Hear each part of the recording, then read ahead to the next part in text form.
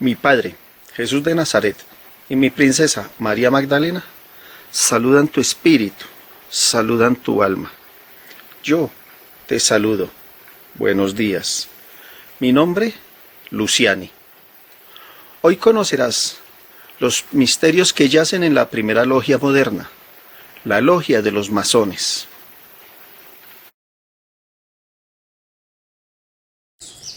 La primera logia es los masones, porque los masones son la política.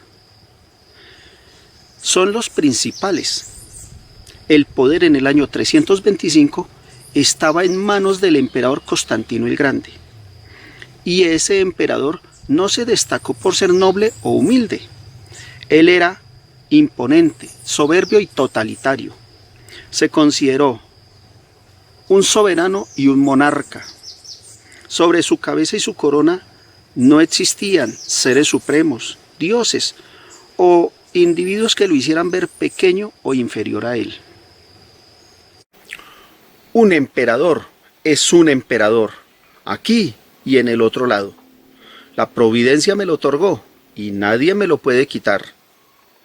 Ese fue el lema durante su reinado y lo sostuvo frente a los concilios mientras estuvo vivo. Constantino el Grande era un rey pagano, es decir, él no reconocía religiones surgidas de los judíos o de otros lugares. Constantino aceptaba dioses paganos, pero él se consideraba a la altura de esos dioses e inclusive en muchas ocasiones se consideró superior a ellos. Constantino no tenía una religión definida, aceptó a todas las religiones, pero ninguna obtuvo su fidelidad. El sistema afirma que el emperador Constantino el Grande, con todo su poder, se arrodilló ante una religión, la religión de Cristo, y se convirtió a ella. Eso es totalmente falso.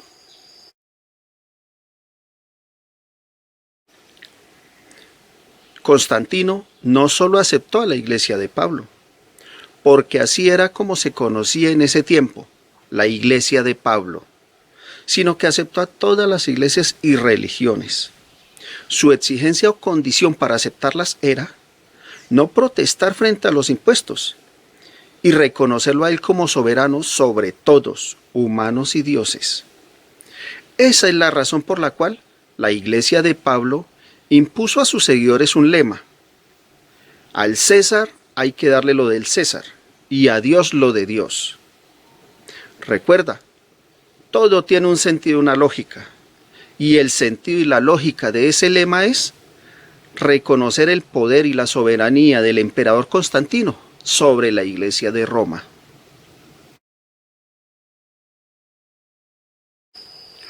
Un segundo punto que el sistema afirma es que el emperador Constantino aceptó la religión de Cristo.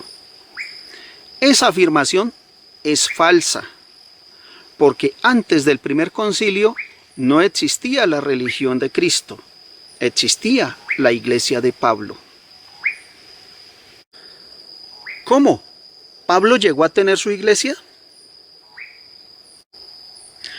Pablo jamás conoció a Jesús de Nazaret, aunque Jesús de Nazaret habitó en este reino hasta la edad de 85 años. Pablo conoció la predicación 10 años después, a través de una hermosa jovencita que doblegó la dureza de su corazón. Esa fue la luz que lo dejó ciego.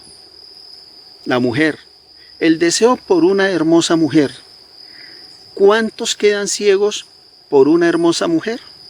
A Pablo, como a cualquier otro, le sucedió.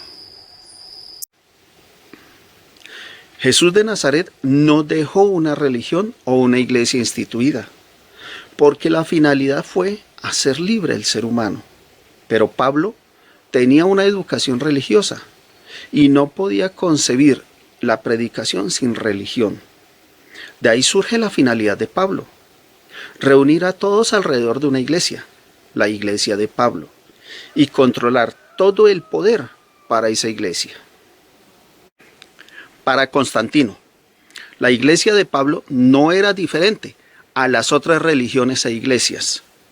Constantino era un político, aferrado a su poder, y él sabía perfectamente que si complacía a los líderes religiosos, los seguidores de esos líderes religiosos lo complacerían a él. Así llegaron a un acuerdo. Los líderes religiosos aceptarían todo lo que Constantino exigía, y Constantino les dejaba promulgar su religión. El intercambio fue poder por poder. Hasta ese momento no se conocía la religión de Cristo, porque no existía.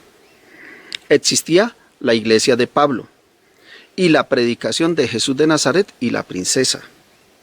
Los fieles a la predicación de Jesús de Nazaret y la princesa rechazaban la iglesia de Pablo como símbolo de la predicación.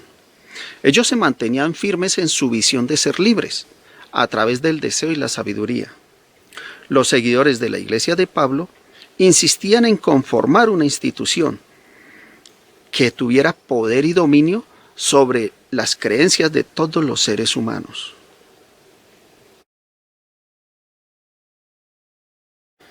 La iglesia de Pablo siempre conservó la idea de un ser humano líder que representara toda la predicación, porque un único líder le daría poder a esa iglesia. Hasta ese momento, solo existían dos cabezas visibles de la predicación: Pablo, el fundador de la iglesia, y Jesús de Nazaret junto a la princesa. De las dos, la que tenía forma y figura ante Constantino fue la iglesia de Pablo. De los otros, ni presencia tuvieron.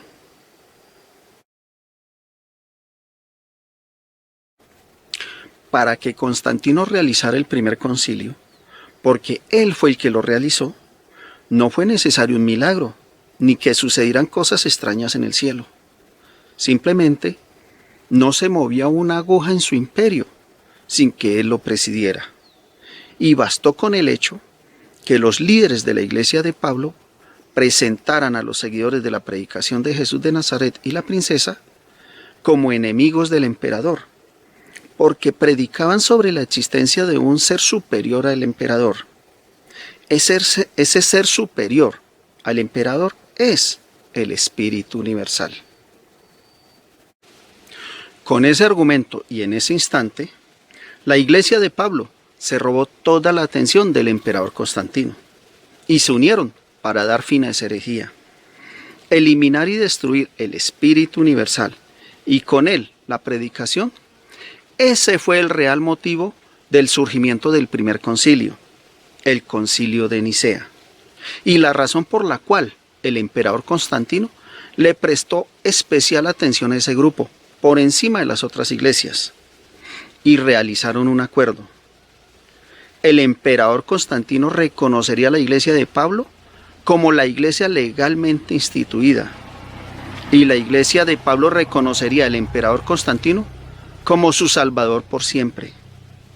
Recuerda, la iglesia habla de un salvador. Ese salvador es el emperador Constantino.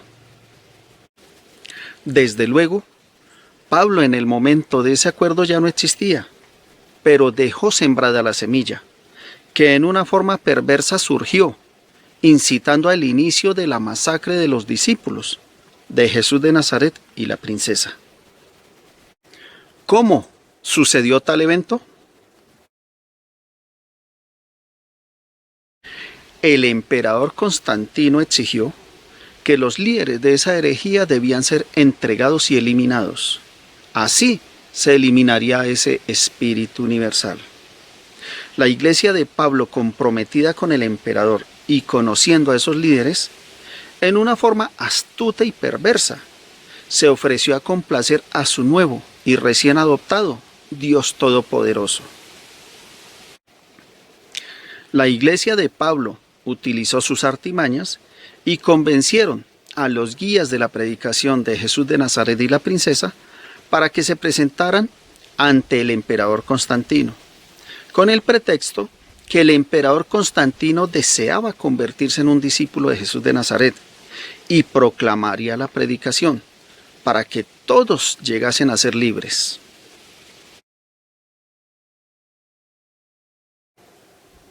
Ese fue el inicio del gran engaño. Jesús de Nazaret no fue ni es un ignorante. Él, como un hombre con gran cultura y sabiduría, dejó todo perfectamente organizado y por escrito.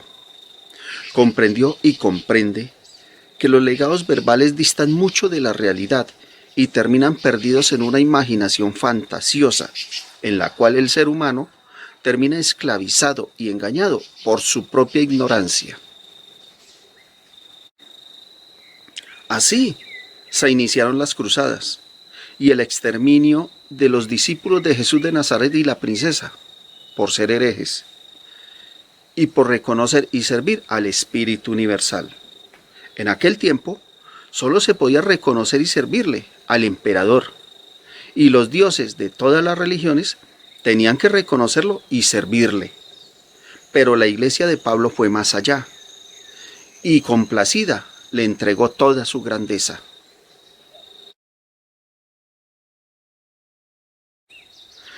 El emperador vio en esa unión una gran oportunidad para trascender a través de la historia, y le exigió a la iglesia de Pablo arrodillarse y reconocerlo como su Dios, por encima del Dios de esa iglesia. O también serían exterminados por ser herejes. Esa exigencia la hizo por causa que los principios de la iglesia de Pablo surgían de la predicación de Jesús de Nazaret y la princesa. La iglesia de Pablo, por su perversión, se traicionó a sí misma y quedó contra la espada y la pared. O reconocían al emperador Constantino como su Dios soberano por encima del Espíritu Universal, o eran declarados herejes y eliminados, en igual forma que fueron los discípulos de Jesús de Nazaret y la princesa. Esa fue la exigencia del emperador Constantino sobre la iglesia de Roma. Por encima del Espíritu hay un Dios todopoderoso, el emperador Constantino, y la demostración de su poder aún permanece, porque el Espíritu sigue siendo santo, igual que cualquier ser humano, pero todopoderoso solo es Constantino.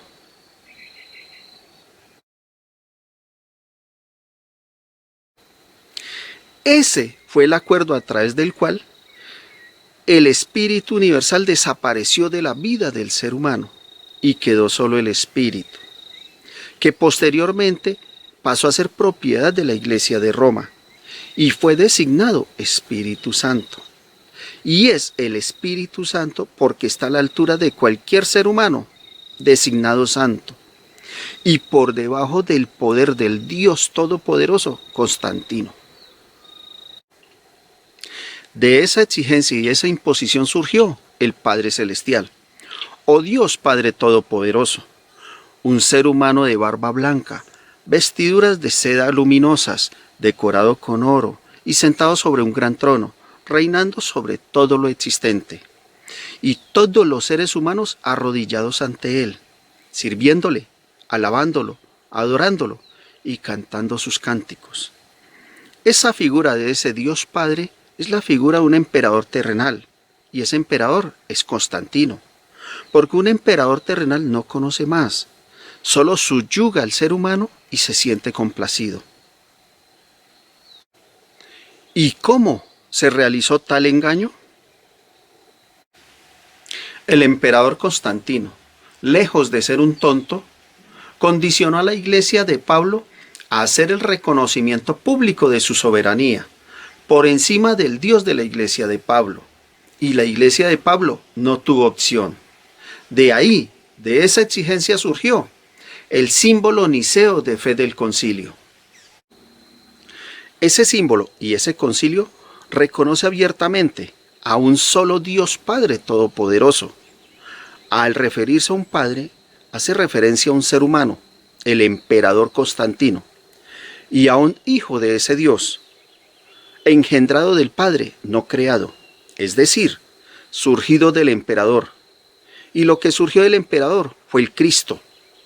El Espíritu Universal desaparece. ¿Por qué un Padre Todopoderoso? ¿Qué es el Cristo, el Padre Todopoderoso, es una figura de un ser humano. Es el reconocimiento del progenitor, así como la madre es el reconocimiento de la progenitora. El Padre solo es reconocido aquí, en este reino llamado tierra, y su reconocimiento es por todos los seres humanos. A nivel universal, esa figura no existe, y ese Padre tampoco existe. Existe el Espíritu Universal, y el Espíritu Universal no tiene figura de ser humano.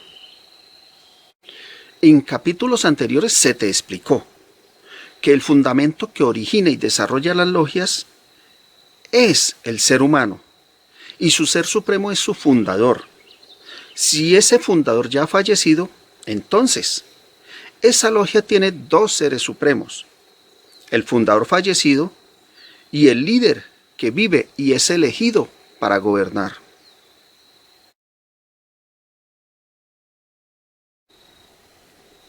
La Iglesia de Pablo, que se hace reconocer como Iglesia de Roma, a partir de esos concilios y de la promulgación del símbolo niceo de fe, reconoce a un ser humano, al emperador Constantino, como su Dios Padre Todopoderoso, su ser supremo y fundador de esa iglesia. También reconoce a un segundo líder supremo, que es elegido para gobernar, y quien se denomina Santo Padre o Papa, y es reconocido como representante de ese Padre Todopoderoso aquí en la tierra. La Iglesia de Roma cumple con todos los lineamientos de una logia y hace que todos los seres humanos le rindan culto y adoren a un ser humano, al emperador Constantino. Porque Pablo también fue eliminado de esa iglesia como su fundador. Esa es la razón por la cual la iglesia de Pablo dejó de ser de Pablo y pasó a ser de Roma. Otra de las exigencias del emperador Constantino.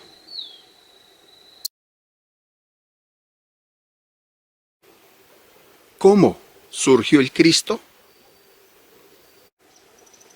En aquel tiempo, la cruz era el símbolo de castigo para los enemigos del imperio, y los guías de la predicación de Jesús de Nazaret y la princesa, luego que entregaron los documentos y la información, fueron declarados enemigos del emperador, y por esa causa fueron martirizados y crucificados. De ese acontecimiento surge la historia del Jesús crucificado. Los guías de la predicación fueron el símbolo de crucifixión de Jesús de Nazaret y el Espíritu Universal. El emperador Constantino decretó la cruz como símbolo de su imperio, porque esa cruz lo libró del inmenso peligro que representaba para él, el Espíritu Universal. Ese es el milagro que esa cruz hizo en él. Por eso es que dicen que se le apareció una cruz en el cielo, porque el fin de la Iglesia de Roma y del emperador Constantino es crucificar al Espíritu Universal, y eso solo pueden hacerlo en el cielo.